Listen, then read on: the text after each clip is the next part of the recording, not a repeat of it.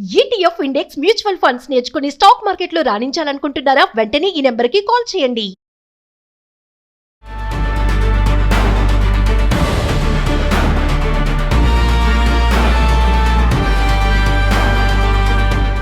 నమస్తే, welcome to Suman TV.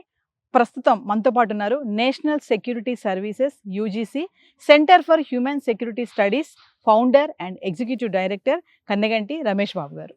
నమస్తే sir. నమస్తే అండి. నమస్తే సార్, చాలా రోజులు అయిపోయింది మీతో వీడియోస్ చేసి. ఎన్నో వార్తలు వస్తున్నాయి అమెరికా నుంచి, చేంజెస్ అని, బ్యాన్ చేశారని చెప్పేసి. మరి మీరు అమెరికాలో అక్కడ స్టడీస్ చేసి ఉన్నారు కాబట్టి ఇక్కడ పేరెంట్స్కి చాలా డౌట్స్ ఉన్నాయి, పేరెంట్స్కి కాదు పిల్లలకి కూడా. మరి కొత్తగా ఇప్పుడు ట్రంప్ ఓపీటీ స్టెమ్ ఓపీటీని తీసేస్తానని చాలా వార్తలు అయితే రావడం జరుగుతుంది. మరి ఇది కనుక అమలు అవుతే మన వాళ్ళ పరిస్థితి ఏంటి అంటే ఒక్కసారి దాని గురించి మాట్లాడు. తప్పకుండా అండి. నవీన గారు, మనము అమెరికాలో చదువుకుంటున్న మన తెలుగు విద్యార్థులు కానీ ఇండియన్ స్టూడెంట్స్ గురించి కానీ చాలా వర్క్ చేయాల్సిన అవసరం ఉన్నది. చాలా అపోహలు, డౌట్స్, సందేహాలు, అసలు స్టెమ్ అంటే ఏంటి, ఓపీటీ అంటే ఏంటి, ఎన్ని నెలలు స్టెమ్ ఓపీటీ ఉంటుంది, optional practical training and class రూమ్లో జరిగే theory classes, compulsory practical training, ఇట్లా రకరకాలు ఉంటాయి కదా. వాటి గురించి, తర్వాత అన్నిటికన్నా ముఖ్యంగా డొనాల్డ్ ట్రంప్ ప్రెసిడెంట్ అయిన దగ్గర నుంచి చాలా మేజర్ చేంజెస్ తీసుకొచ్చాడు ఆయన. ముఖ్యంగా ఆయన చేంజెస్ ఎట్లా ఉన్నాయంటే అన్సర్టనిటీ, ఎప్పుడు ఏం మాట్లాడతారో తెలియదు, ఎటువంటి పాలసీ తీసుకొస్తారో తెలియదు, తీసుకొచ్చిన పాలసీ ఉంటుందా ఉండదా, ఎన్నాళ్ళు ఉంటుంది అనే దాని మీద ఆయన తీసుకొచ్చిన ప్రతి నిర్ణయాన్ని వేరే దేశాలు వ్యతిరేకించడం పక్కన పెడితే సొంత దేశంలో ఉన్న సొంత పార్టీ రిపబ్లికన్స్తో పాటు డెమోక్రాట్స్ కూడా విభేదించిన సందర్భాలు, కోర్టులో కూడా, అంటే అమెరికన్ కోర్ట్స్లో కూడా ఈయన యొక్క తీసుకున్న నిర్ణయాల మీద కన్సెంట్ లేకపోవటం, అంటే వాళ్ళు కూడా అంగీకారం లేకపోవడం జరుగుతుంది. ముఖ్యంగా $1,00,000 ఒక స్టూడెంట్ కట్టగలడా, ఆప్షనల్ ప్రాక్టికల్ ట్రైనింగ్కి అసలు కట్టగలడా ఓపీటీకి అనేది ఒకటి. 2, 12 నెలల పాటు ఒక పీజీ చేసిన విద్యార్థిని కానీ అక్కడ ఆ 12 నెలల పాటు ప్రాక్టికల్ ఎక్స్పోజర్ వస్తే ఆ ప్రాక్టికల్ ఎక్స్పోజర్ లో భాగంగా ఉద్యోగానికి కూడా రెడీ అవుతారు.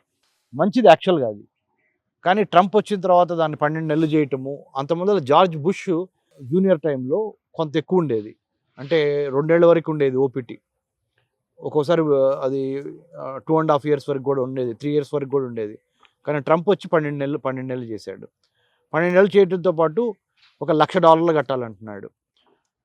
అంటే స్టూడెంట్ కట్టాలా $1,00,000 ఓపీటీ ప్రాక్టికల్ ట్రైనింగ్ చేయడానికి, లేదా హైర్ చేసే కంపెనీ కట్టాలా, అంటే ఎంప్లాయర్ కట్టాలా, లేదా స్పాన్సరింగ్ చేసే ఎవరన్నా ఇండివిజువల్స్ కట్టాలా, ఈ యొక్క కొన్ని డౌట్స్. వీటి మీద క్లారిటీ తీసుకున్నప్పుడు ఇంకా దాని మీద తర్జన భర్జనలు జరుగుతున్నాయి. ఫైనల్ డెసిషన్ ఇంకా రాలా.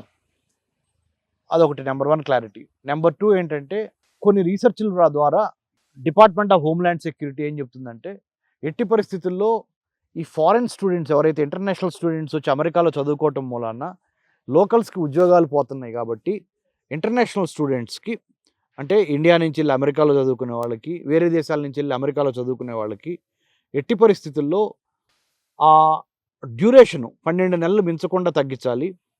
$1,00,000 కడతం ద్వారా చాలామందిని అమెరికాలో స్థిరపడే విధంగా కాకుండా, అదొక అంటే చాలా తక్కువ మంది కట్టగలరు కాబట్టి ఎక్కువ సంఖ్యను నివారించవచ్చు అనేది ట్రంప్ ఉద్దేశం. $1,00,000 ఫీజు అందరు కట్టలేరుగా ఓపీటీకి, కాబట్టి తద్వారా ఇంటర్నేషనల్ స్టూడెంట్స్ సంఖ్య తగ్గిపోద్ది అమెరికాలో, తద్వారా లోకల్ అమెరికన్స్కి ఆపర్చునిటీస్ పెరుగుతాయి అనేది వాళ్ళ లాజిక్. ఆ లాజిక్ని వాళ్ళు ఏమంటున్నారు, మేము రీసెర్చ్ చేసాము, మా లాజిక్కే కరెక్టు, మేము $1,00,000 ఎందుకు పెట్టామంటే లోకల్స్కి మేము జాబులు ఇవ్వడానికి అని చెప్తున్నారు ట్రంప్ అడ్మినిస్ట్రేషన్. కానీ అసలు రీసెర్చ్ చూస్తే American research foundation, American policy research foundation ఒక సంస్థ అక్కడ రీసెర్చ్ చేసింది. $3.5 బిలియన్ వరకు ఇంటర్నేషనల్ స్టూడెంట్స్ వేరే దేశాల నుంచి అమెరికాలోకి వెళ్ళి చదువు అయిపోయిన తర్వాత, ఈ ఓపీటీ అయిపోయిన తర్వాత జాబ్ సంపాదించి ఆంటర్ప్రినర్గా ఎదిగి, ఔత్సాహిక పారిశ్రామికవేత్తగా ఎదిగి అమెరికన్ ఎకానమీకి కొన్ని $1 బిలియన్, $1,000 బిలియన్ కాంట్రిబ్యూట్ చేస్తున్న వాళ్ళల్లో ఈ ఇంటర్నేషనల్ స్టూడెంట్స్ ఎక్కువ ఉన్నారని తెలియదు. ఎస్ సో ట్రంప్ చెబుతున్న దానికి వ్యతిరేకంగా గ్రౌండ్ రియాలిటీస్ ఉన్నాయి. ఆపోజిట్ అంతా.